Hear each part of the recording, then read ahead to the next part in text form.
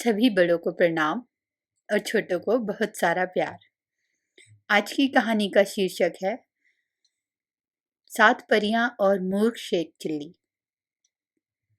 Sheikh chilli बहुत ही गरीब परिवार से था। वह पढ़ाई लिखाई में भी बहुत ही कमजोर था।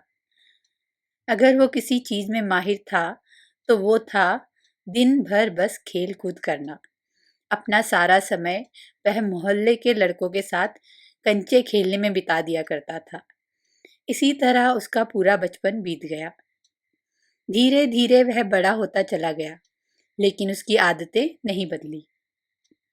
शेख चिल्ली की इस आदत से उसकी माँ बहुत परेशान थी।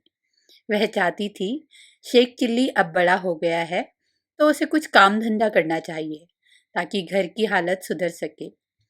एक दिन उसने शेख चिल्ली को बुलाया और खूब डांट लगाई और कहा, कब तक तू दिन भर ऐसे ही मोहल्ले के आवारा लड़कों के साथ कंचे खेलेगा?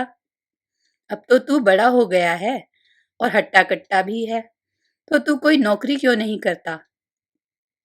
कब तक ऐसे घर बैठे बैठे मुफ्त की रोटियां खाएगा?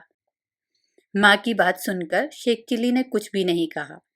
वह चुपचाप उनके आदेशों का पालन करते हुए अगले दिन नौकरी की तलाश में दूसरे गांव के लिए निकल पड़ा। शेख चिल्ली की माँ ने उसके थैले में रास्ते के लिए 7 रोटियां बांध दी। इसके बाद शेख चिल्ली आगे की ओर निकल पड़ा। शेख चिल्ली ने आधा ही रास्ता तय किया था कि उसे भूख लगने लगी। वह एक कुएं के पास ठहरा और अपने थैले से रोटियां निकालकर खाने के लिए बैठ गया।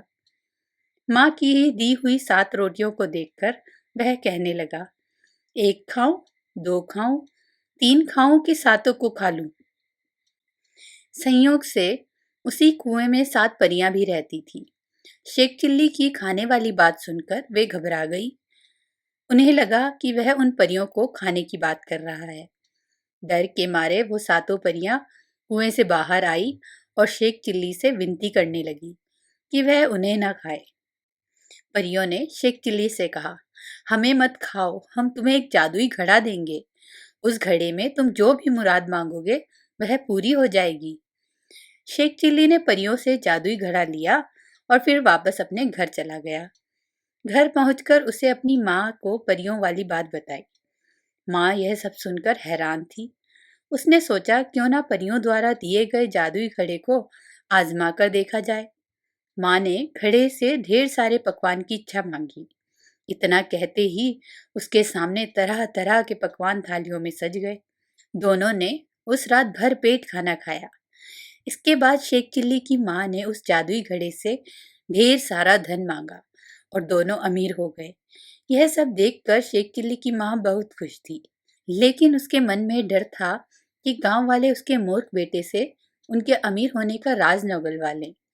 तभी शेख चिल्ली की माँ को एक तरकीब सूझी। वह बाजार गई और ढेर सारे बताशे खरीद लाई। फिर घर के छप्पर पर चढ़कर उनकी बारिश करने लगी। छप्पर से बताशे की बरसात देखकर शेख चिल्ली बहुत खुश हुआ। उसे लगा ऐसा उस घड़े की वजह से हुआ। उसने ढेर सारे बताशे खाए। अमीर बनने के बाद शेख चिल्ली व उसकी माँ के रहने के तौर तरीके भी बदल गए, जिसे कुछ ही दिनों में गांव के लोगों ने भांप लिया। गांव के लोग सोचने लगे कि ये अचानक इतने अमीर कैसे हो गए। गांव के कुछ लोग शेख चिल्ली की माँ के पास गए और पूछने लगे, आखिर उन लोगों के पास इतने सारे धन कहाँ से आए। गांव वालों की बात सुनकर शेख चिल्ली की माँ ने कुछ नहीं बताया, तो उन्होंने सोचा कि चलो सीधा मूर्ख शेख से पूछा जाए। एक दिन मौका मिलते ही गांव के लोग ने शेख चिल्ली को बुलाया और उससे पूछा कि आजकल तुम्हारे रंग ढंग कैसे बदल गए। इस पर शेख चिल्ली ने उन्हें परी और जादुई घड़े वाली सारी बात बता दी। शेख चिल्ली की बात सुनकर गांव वाले उसके घर पर गए और जादुई घड़ा दिखाने के लिए कहने लगे। इस पर शेख चिल्ली की माँ ने कहा कि उनके पास ऐसा कोई घड़ा नहीं। माँ ने कहा, तुम लोग तो जानते ही हो मेरा बेटा मूर्ख है, यह तो दिन में भी सपने देखता है। यह सुनकर शेख चिल्ली ने जोर देते हुए कहा, माँ याद करो, मैंने तुम्हें ही तो वो जादुई घड़ा दिया था, क्या तुम भूल गई? उसी घड़े से तो हमने रात में ढेर सारे पकवान खाए थे और फिर हमारे छप्पर से बताशे की बारिश भी तो हुई थी। यह सुनकर उसकी माँ ने हंसते हुए कहा, लो, अब बताओ, कोई भला छप्पर से भी कहीं बताशे की बारिश होती है? अब गांव वालों को भी शेख चिल्ली की माँ की बातों पर यकीन हो गया। उन्होंने मान लिया कि शेख चिल्ली ने कोई सपना देखा होगा और उन्हें कोई मनगढ़ंत कहानी सुना रहा है, और सभी अपने अपने घर वापस चले गए। कहानी की सीख: मूर्ख लोगों की सच बात पर भी कोई यकीन नहीं करता, इसलिए उम्र व ज़रूरत के अनुसार खुद की कमियों को दूर करना चाहिए और होशियारी का हुनर सीखना चाहिए।